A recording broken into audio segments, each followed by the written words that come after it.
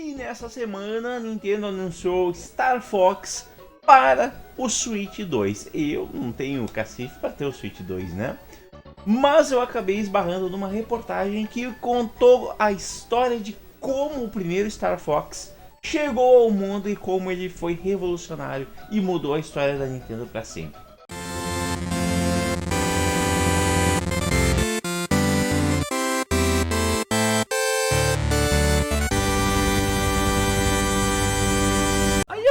Não se esqueça de se inscrever no canal e deixar o like no vídeo, senão eu vou morrer.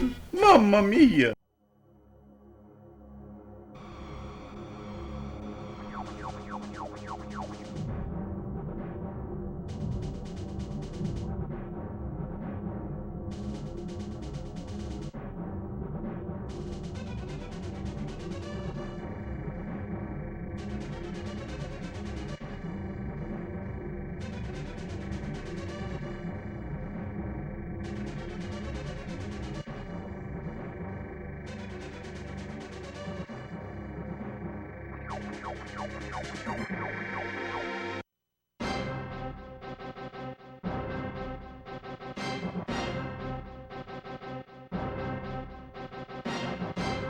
Hoje é perfeitamente normal a gente ver a Nintendo fazendo jogos em 3D, não é? Mas teve uma época em que as coisas não eram bem assim, porque a Nintendo simplesmente não sabia como fazer jogos em 3D. E aí eu tô falando lá da década de 90, na era dos 16 bits.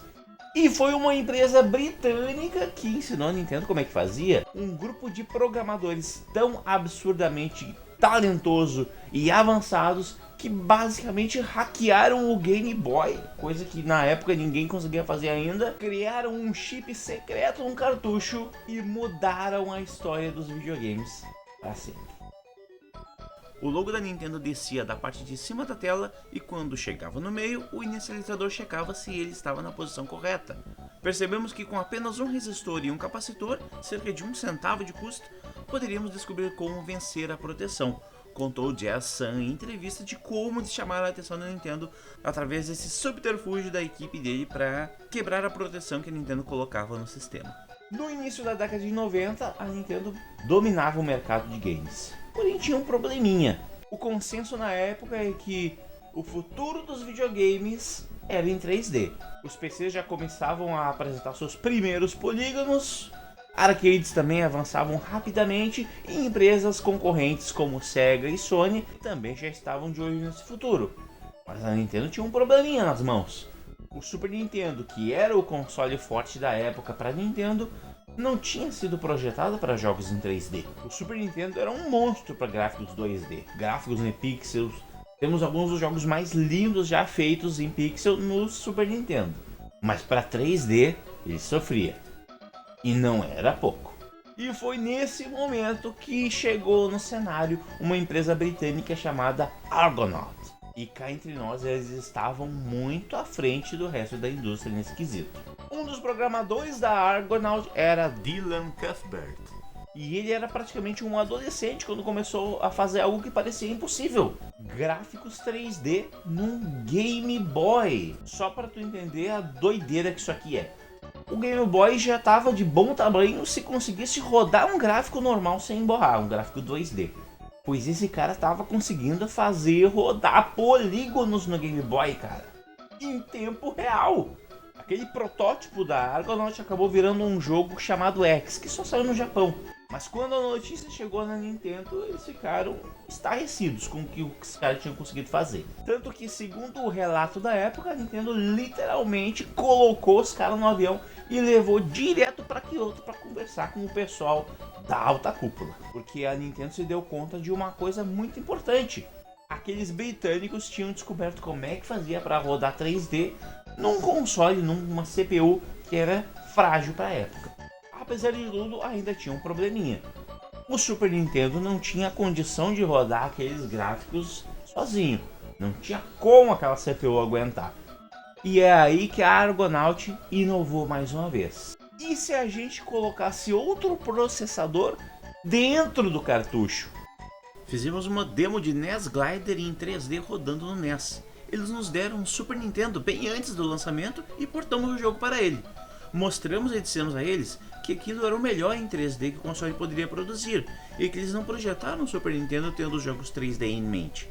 Então sugeri que se eles quisessem melhorar, deviam nos deixar desenhar um chip 3D para eles. Nunca havíamos desenhado um chip 3D antes, mas já fizemos algum trabalho em hardware, então não era uma ideia totalmente tola. Nascia ali o chip Super FX, e o mais curioso é que o nome inicial dele era Mario. O que será, né?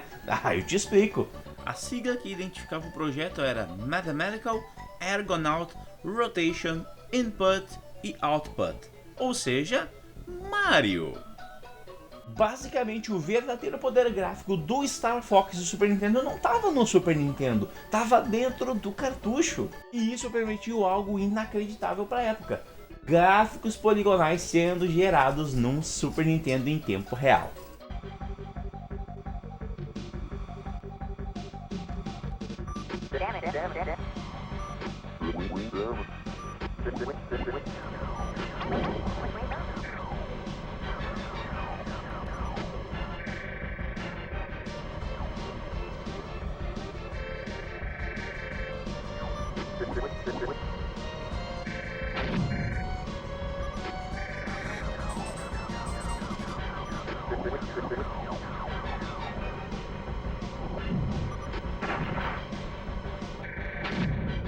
Hoje parece algo muito trivial, né?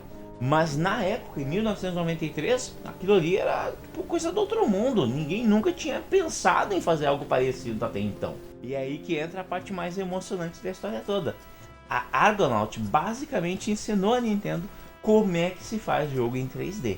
O próprio Jazz Sans e outros membros da equipe já afirmaram que a Argonaut fez praticamente todo o trabalho técnico e a Nintendo coube basicamente a parte artística do projeto. Miyamoto então entrou com a visão criativa, com os personagens, com a parte gráfica, com o universo que estava sendo criado ali, com a gameplay, mas a parte pesada mesmo ficou com os britânicos. E foi exatamente isso que deixou marcas permanentes na Nintendo. Porque o Star Fox não foi só um jogo revolucionário, ele foi um laboratório. A Nintendo aprendeu nessa oportunidade conceitos fundamentais do desenvolvimento em 3D. A partir da câmera, o espaço tridimensional, a visão de profundidade, a performance, e tudo isso ajudaria a moldar o futuro da empresa. Se não fosse o Star Fox, talvez o Super Mario 64 fosse algo muito diferente do que a gente conhece, né? E talvez a própria Nintendo tivesse demorado bem mais tempo até conseguir entrar na era 3D.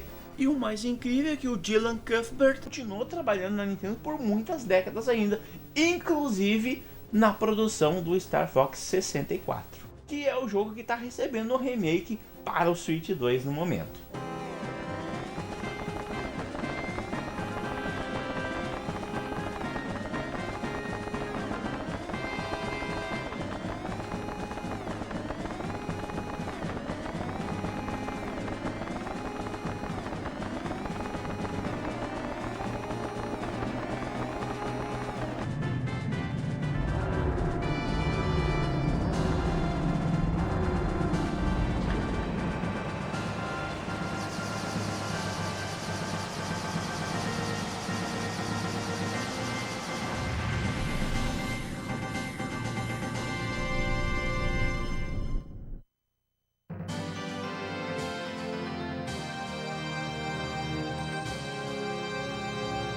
Então quando a gente olha para o Star Fox do Super Nintendo, é muito fácil só enxergar polígonos envelhecidos ali naquele jogo.